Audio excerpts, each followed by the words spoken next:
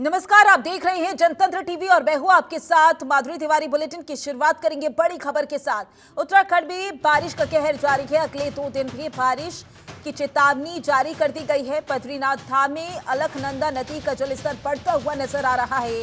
हरिद्वार ऋषिकेश में गंगा घाट पर alert mode पर है। उत्तरकाशी में गंगोत्री हाईवे पर भूस्खलन बारिश के चलते बद्रीनाथ राजमार्ग बाधित हो गया है। मार्ग से मलबा हटाने का काम भी लगातार जारी है। बड़ी जानकारी आप तक पहुंचा रहे हैं। बता दें आपको, भारी बारिश हो रही है। इस वजह से लोगों को तमाम परेशानियों का सामना भी करना पड़ रहा है। हालांकि प्रशासन की ओर से पुख्ता इंतजाम देखे जा रहे हैं। बारिश के चलते बद्रीनाथ राजमार्ग बाधित हो गया है। मार्ग से मलबा हटाने का काम भी चल रहा है। साथ ही अलकनंदा नदी का जलस्तर भी बढ़ रहा है। उत्तराखंड में बारिश का कहर लगातार जारी है और आने वाले दिनों के लिए भी अलर्ट रहने के लिए कह दिया गया है। अगले 2 दिन भी भारी बारिश की चेतावनी जारी कर दी गई है। बद्रीनाथ धाम में अलकनंदा नदी का जो जलस्तर है वो भी बढ़ गया है। इसी वजह से लोगों से भी सतर्कता बरतने की अपील की जा रही है। हरिद्वार ऋषिकेश की ये तस्वीरें आपको दिखा रही हैं, जहां पर आप देख सकते हैं कि बारिश की वजह से लोगों को परेशानी हो रही है और इसी वजह से लोगों से भी अपील की जा रही है कि सतर्क रहें। तो नदियों में उफान की तस्वीरें सामने आई। सड़कों पर मलबा भी गिरा हुआ नजर आया। हालांकि मलबे को हटाने का काम भी लगातार जारी है। प्रशासन की ओर से इंतजाम भी देखे जा रहे हैं। लेकिन ये तस्वीरें देखिए, इससे पहले भी तस्वीर सामने आई थी जहां पर सूखी नदी में अचानक से पानी आया और जो जल स्तर था वो बहुत ज्यादा बढ़ गया और वहां पर जितनी भी गाड़ियां पार्क थी वो सभी उस नदी में बह गई। ये तस्वीरें देखिए जहां पर अलकनंदा नदी का जो जलस्तर है वो बढ़ता हुआ नजर आ रहा है। भूस्खलन की तस्वीरें भी सामने आ रही हैं। ऐसे में लोगों से अपील की जा रही है कि अपना ख्याल रखें। आने वाले दिनों के लिए भी भारी बारिश का अलर्ट जारी कर दिया गया है।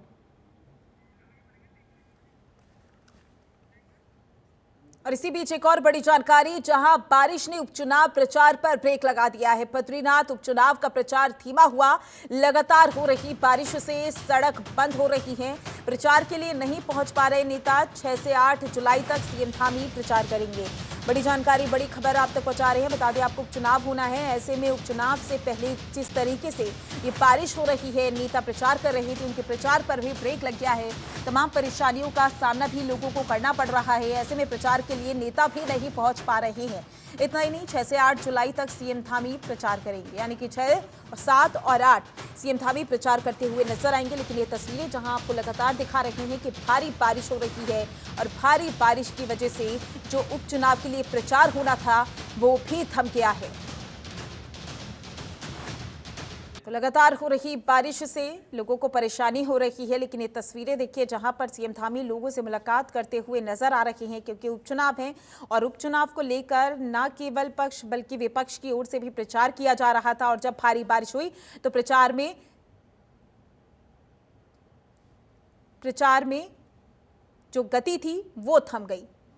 लेकिन ये तस्वीरें देखिए, नदियों की तस्वीरें दिखा रही हैं जहां पर नदियां उफान पर हैं। और इससे पहले भी ऐसी कई तस्वीरें सामने आई थी जहां पर हमने देखा था किस तरीके से जो गाड़ियां थीं वो बह गई थीं। तो वहीं देहरादून से बड़ी खबर सामने आ रही है। बता दें आपको, गुचू पानी में फंसे 10 सैलानियों का रेस्क्यू किया गया है। एसडीआरएफ ने सभी को निकाला सुरक्षित बाहर। नदी में फंसे 10 युवकों को बचाया गया है। बारिश के बाद नदी का जो जलस्तर है वो भी बढ़ गया था। बड़ी जानकारी आप तक पहुंचा रहे हैं। बता दें आपको, बारिश की वजह से तमाम परेशानियों का सामना अब सैलानियों को भी करना पड़ रहा है।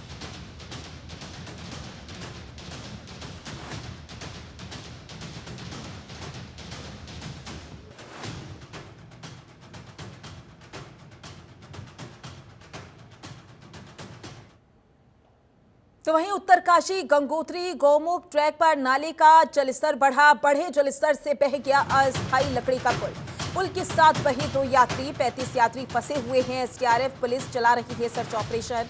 उत्तरकाशी के गंगोत्री गौमुख ट्रैक पर बड़ा हादसा हुआ है। हिमखंड टूटने और बारिश के कारण चीट-बासा नाले पर बनी अस्थायी पुलिया बह गई थी। इस पुलिया बहने के बाद नाले को पार करते समय 2 कांवड़ यात्री तेज बहाव में बह गए, जबकि उनका तीसरा साथी सुरक्षित है। बता दें कि नाले में बहे दोनों व्यक्तियों के नाम सूरज और मोनू हैं, जो दिल्ली के निवासी बताए गए हैं। तो वहीं गौमुख की तरफ करीब 35 यात्री फंसे होने की खबर सामने आई है।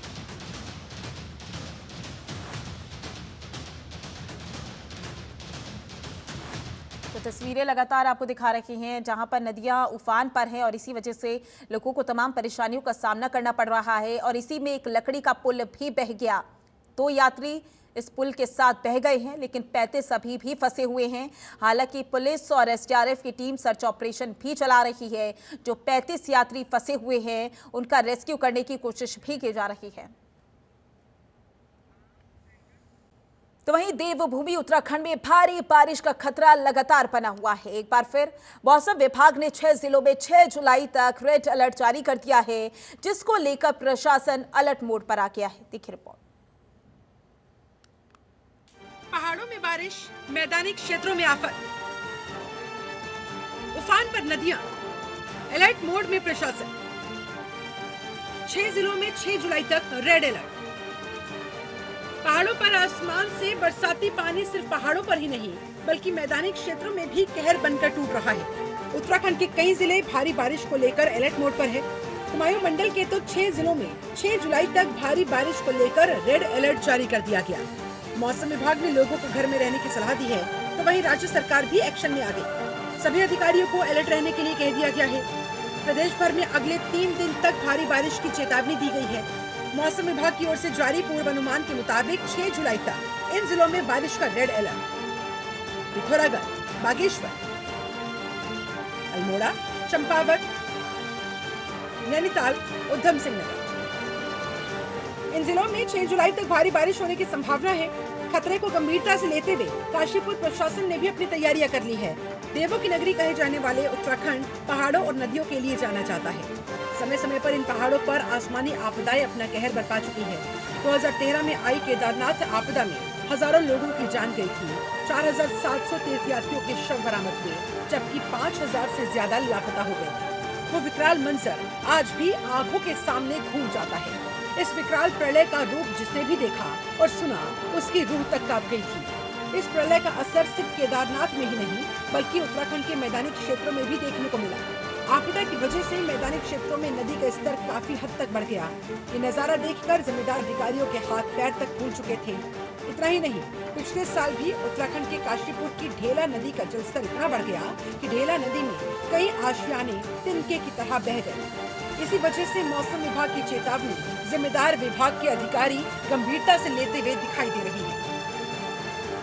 बताना चाहूँगा कि Kashipur last year monsoon season में बहुत ही ज़्यादा संवेदनशील हो गया था। हमारे 2 क्षेत्र मेन हैं, एक हमारा लक्ष्मीपुर पट्टी है और दूसरा है हेमपुर इस्माइल। इन दोनों क्षेत्रों में पिछले वर्ष बहुत ज़्यादा नुकसान हुआ था। तो सबसे पहले हम इन क्षेत्रों में सिंचाई विभाग की तरफ से, नगर निगम की तरफ से, राजस्व विभाग की तरफ से और पीडब्ल्यूडी की तरफ से हर विभाग से जो काम हो सकते थे वो सारे कराए गए हैं। इसके अलावा वहाँ के लोगों को जागरूक भी किया जा रहा है और जो हमारा राहत बचाव केंद्र है वहाँ पे हमने सारी तैयारियां कर ली हैं। इसके अलावा जो हमारी पटवारी जो चौकियाँ बनती हैं, ये बाढ़ कंट्रोल चौकियाँ, वो भी एक्टिवेट कर दी गई है। इसके अलावा हमने एक नंबर भी रखा है जो तहसील में रहेगा। पीएनटी नंबर के अलावा एक हमने मोबाइल नंबर भी रखा है जिसमें लोग अपनी समस्याएं व्हाट्सएप के माध्यम से भी भेज सकते हैं।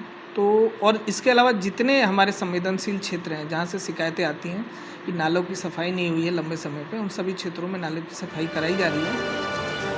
उत्तराखंड में एक बार फिर मौसम विभाग ने चिंता जताई और बदलते मौसम के इस मिजाज में कब जल अपना विकराल रूप लेकर उत्तराखंड में प्रलय ले आए, इस बारे में कभी कुछ नहीं कहा जा सकता। बदलते मौसम को देखते हुए प्रशासन अलर्ट है। लोगों की मदद के लिए प्रशासन पूरी तरह से मुस्तैद है। अब देखने वाली बात है, अगर मैदानी क्षेत्रों में नदियां उफान पर आती है तो प्रशासन की तैयारियां धरातल पर कितनी खरी उतरती है। ब्यूरो रिपोर्ट, जनता मीडिया। और इसी पर ज्यादा जानकारी के लिए हमारे संवाददाता हरीश खनेड़ा हमारे साथ जुड़ चुके हैं। हरीश, मौसम को लेकर क्या स्थिति बनी हुई है उत्तराखंड में?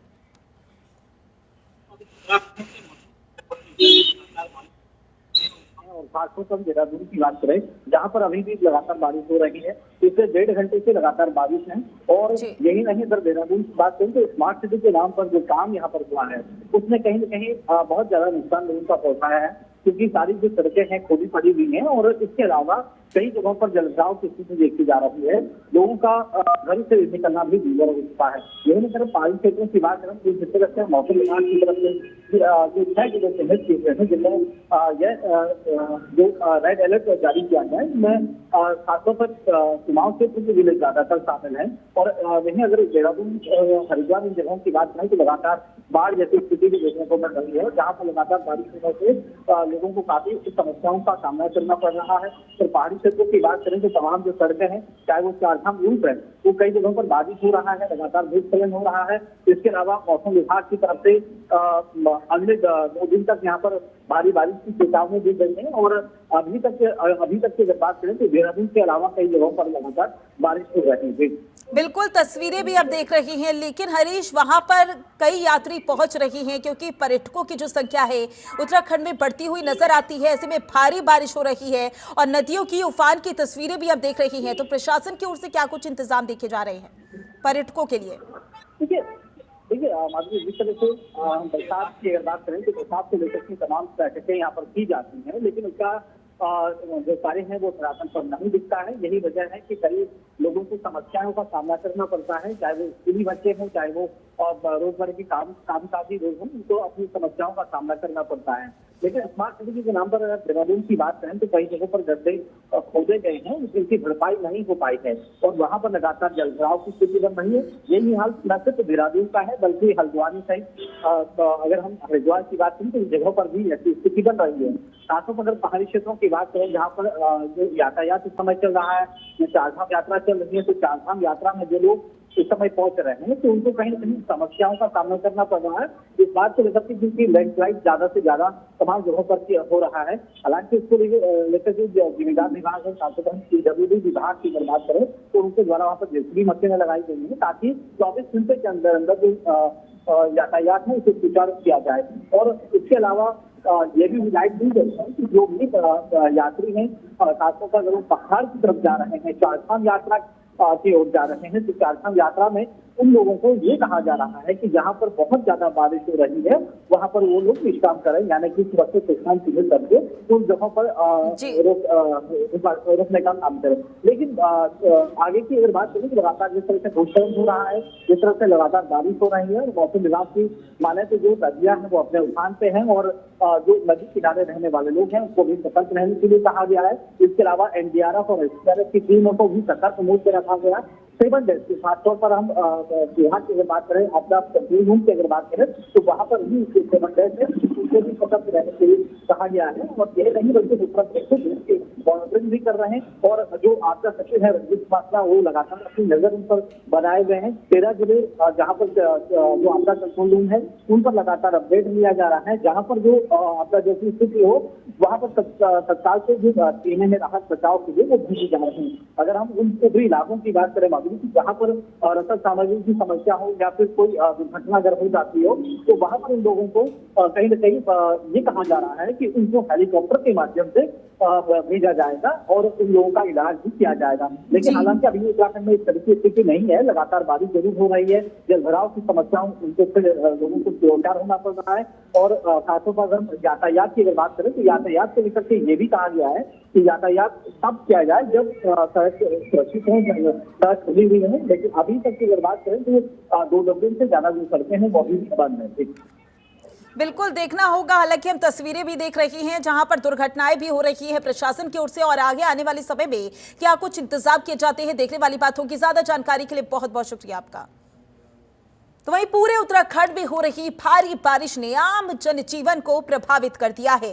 तो वहीं उत्तराखंड की राजधानी देहरादून में भी स्मार्ट सिटी बनने की पोल खुलती नजर आ रही है। वहीं कांग्रेस के वरिष्ठ नेता उपाध्यक्ष सूर्यकांत धस्माना ने कहा कि झमाझम मूसलाधार बारिश ने सिस्टम के दावों की फिर पोल खोल दी है। बारिश के दौरान शहर के हालात और बद से बदतर हो गए हैं। चौक चौराहे तालाब में तब्दील हो गए हैं और सड़कें नदियां बन गई हैं। नगर निगम की अधूरी तैयारियों के कारण ज्यादातर नालियां बंद हो गई हैं। स्मार्ट सिटी के अधूरे कार्यों के कारण भी शहर की सूरत बिगड़ती हुई नजर आ रही है। सालों से भारतीय जनता पार्टी की सरकार, पिछली सरकार भी और ये वाली सरकार भी, स्मार्ट सिटी के नाम पर जिस प्रकार से इन्होंने ढिंढोरा पीटा, स्मार्ट सिटी के नाम से जिस प्रकार से पूरे देहरादून को राजपुर रोड से लेकर के, सुभाष रोड से लेकर के, इसी रोड से लेकर के, हरिद्वार रोड से लेकर के, सहारनपुर रोड से लेकर के, सहस्त्रधारा रोड से लेकर के, रायपुर रोड, कोई सड़क मुख्य मार्ग शहर का ऐसा नहीं रहा जिसको इन्होंने खोदा ना हो।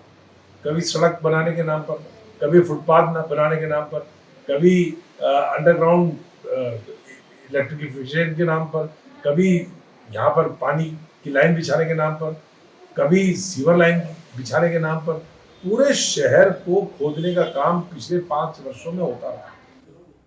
और इसी बीच एक और बड़ी जानकारी, जहां उत्तराखंड उपचुनाव में बीजेपी ने अपनी पूरी ताकत झोंकी है। प्रचार के अंतिम दौर में कई दिग्गजों को मैदान में उतारा है। आज जयंत चौधरी मंगलौर में प्रचार करेंगे, बीजेपी प्रत्याशी के पक्ष में प्रचार करेंगे जयंत चौधरी। मुख्यमंत्री पुष्कर सिंह धामी भी इस दौरान मौजूद रहेंगे। मंगलौर विधानसभा में 10 जुलाई को उपचुनाव है।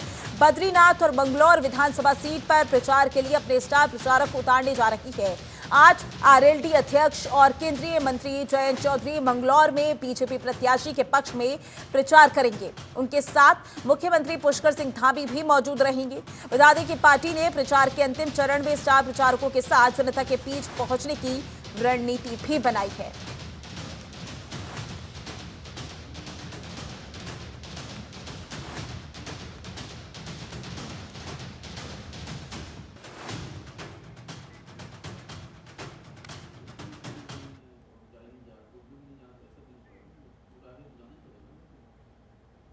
और ज्यादा जानकारी के लिए हमारे संवाददाता सुनील पटेल हमारे साथ जुड़ चुके हैं। सुनील, उपचुनाव को लेकर तैयारियां की जा रही हैं, बताया जा रहा है कि बीजेपी ने भी पूरी ताकत झोंक दी है, क्या अपडेट? बिल्कुल बताना चाहूंगा, जिस तरीके से यहाँ पर बात करें तो मंगलौर विधानसभा का जो उपचुनाव हो रहा है, यहाँ पर बीजेपी, कांग्रेस या बसपा की बात करें तो तीनों ही यहाँ पर दमखम दिखा रही है और चुनाव जो है लड़ा जा रहा है। क्योंकि देखा जाए तो यहाँ पर जो भारतीय जनता पार्टी के प्रत्याशी है करतार सिंह भड़ाना, वो बड़ी दिलचस्प तरीके से यहाँ पर चुनाव लड़ रहे हैं। हालांकि यहाँ पर इस सीट पर की बात करें तो हाजी और काजी का यहाँ पर नाम चलता है, वही आज तक यहाँ पर विधायक बनते आए हैं। लेकिन इस बार भारतीय जनता पार्टी के जो प्रत्याशी है वो बड़ी ही एडी चोटी का जोड़ लगाकर यहाँ पर चुनाव लड़ रहे हैं। बात करें तो आज की तो यहाँ पर जो पुष्कर सिंह धामी है उत्तराखंड के सीएम, वो पहुंच रहे हैं और जयंत चौधरी जो कि सांसद है वो भी यहाँ पर आ रहे हैं और चुनावी रैली को यहाँ पर वो संबोधित करेंगे। हालांकि देखा जाए तो जिस तरीके से भारतीय जनता पार्टी है वो हर समय चुनावी मूड की तैयारी में रहती है, लेकिन बात करें तो यहाँ पर जो सीट है, इस सीट ये आज तक भारतीय जनता पार्टी के झोली में नहीं गई है। लेकिन इस बार करतार सिंह भड़ाना जो यहाँ पर चुनाव लड़ने के लिए आए हैं तो त्रिकोणीय मुकाबला देखा जा रहा है। माधुरी जी, सुनील, विपक्ष की क्या तैयारी है और ये मुकाबला कितना दिलचस्प रहने वाला है?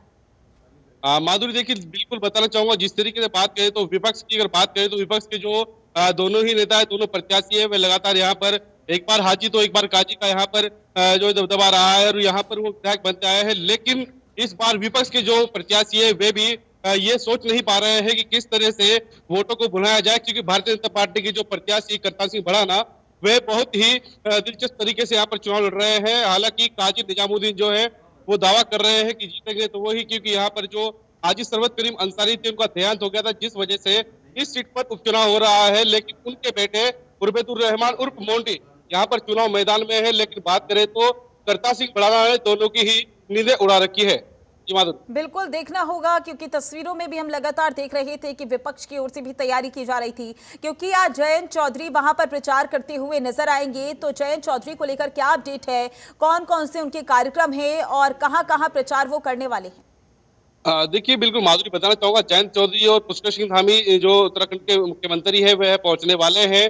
पहले वो बीजी में इनका हेलीपैड बना हुआ है जहाँ पे हेलीकॉप्टर से वो उतरेंगे। इसके बाद वो चौधरी चरण सिंह की मूर्ति पर जाकर माल्यार्पण करेंगे। इसके बाद वो लिपा रेड्डी स्थित जहाँ पर कार्यक्रम रखा गया है वहां पहुंचेंगे और किसान मजदूर संघ जो संगठन है उनको वहां पर उस रैली में वो पहुंचेंगे और सभी को संबोधित करते हुए उपचुनाव जो हो रहा है मंगलौर में उसके लिए भी आयोजित करेंगे, क्योंकि आने वाली 10 जुलाई को यहाँ पर वोटिंग होनी है। तो उससे पहले स्टार प्रचारक के रूप में सभी यहाँ पर पहुंच रहे हैं। माधुरी जी ठीक है सुनील, ज्यादा जानकारी के लिए बहुत बहुत शुक्रिया आपका।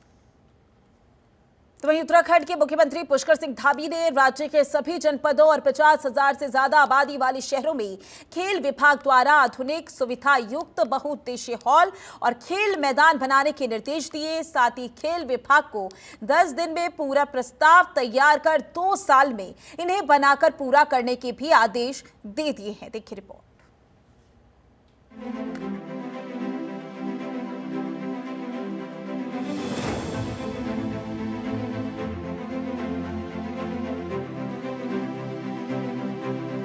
उत्तराखंड में खेलों को बढ़ावा देने के लिए सरकार लगातार काम कर रही है। इसी कड़ी में राज्य के सभी 50,000 से अधिक आबादी वाले शहरों में आधुनिक सुविधा युक्त बहुउद्देशीय हॉल और खेल मैदान बनाएगी। खेल विभाग अगले 10 दिनों में इसका पूरा प्रस्ताव तैयार करेगा।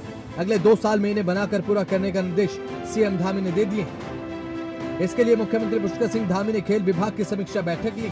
बैठक के दौरान सीएम धामी ने अधिकारियों को सभी जिलों और शहरों में बहुउद्देशीय हॉल और खेल मैदान बनाने के निर्देश दिए। सीएम धामी ने क्या निर्देश दिए? खेल मैदान की गुणवत्ता का खास ध्यान रखा जाए। हॉल में बैडमिंटन, वॉलीबॉल, बास्केटबॉल की व्यवस्था हो। इंडोर खेलों की व्यवस्था पर भी ध्यान दिया जाए। ठोस तरीके से बनाए जाएं खेल मैदान। योजनाओं का काम धरातल पर दिखे। आमजन को योजनाओं का पूरा लाभ मिले। विभाग सुनिश्चित करे साफ सुथरे हों सरकारी संस्थान। वहीं खेल विभाग की तरफ से खिलाड़ियों और विभागीय कार्मिकों के सहयोग से खेल परिसरों में स्वच्छता अभियान चलाया जाए। राज्य में खेलों को तेजी के साथ बढ़ावा देने के लिए मुख्यमंत्री ने संस्थानों से कोई एक खेल गोद लेने की अपेक्षा की। मुख्यमंत्री ने निर्देश दिए कि मुख्यमंत्री स्वस्थ युवा स्वस्थ उत्तराखंड योजना के तहत ग्राम पंचायतों में स्थापित ओपन जिम का क्रियान्वयन और प्रभावी तरीके से किया जाएगा। बैठक में जानकारी दी गई कि मुख्यमंत्री उदीयमान खिलाड़ी उन्नयन योजना के तहत राज्य में 8 से 14 साल के 3900 बच्चों को 1500 रुपए की स्कॉलरशिप हर महीने दी जाएगी। मुख्यमंत्री प्रोत्साहन खिलाड़ी योजना के तहत 2208 बच्चों को हर महीने 2-2 हजार रुपए छात्रवृत्ति और 10-10 हजार रुपए हर साल खेल उपकरण के लिए दिए जा रहे हैं। आउट ऑफ टर्न योजना के अंतर्गत 31 कुशल खिलाड़ियों को नियुक्ति प्रदान की गई है। यूं तो उत्तराखंड राज्य में खेलों को लेकर लगातार सरकार प्रयास करती रहती है। अब देखना ये होगा कि राज्य में आधुनिक सुविधा युक्त बहुउद्देशीय हॉल और खेल मैदान बनाए जाने से उत्तराखंड खेल जगत में कितना मजबूत होगा और सीएम धामी की कोशिशें कितना रंग लाएंगी। ब्यूरो रिपोर्ट, जनतंत्र टीवी।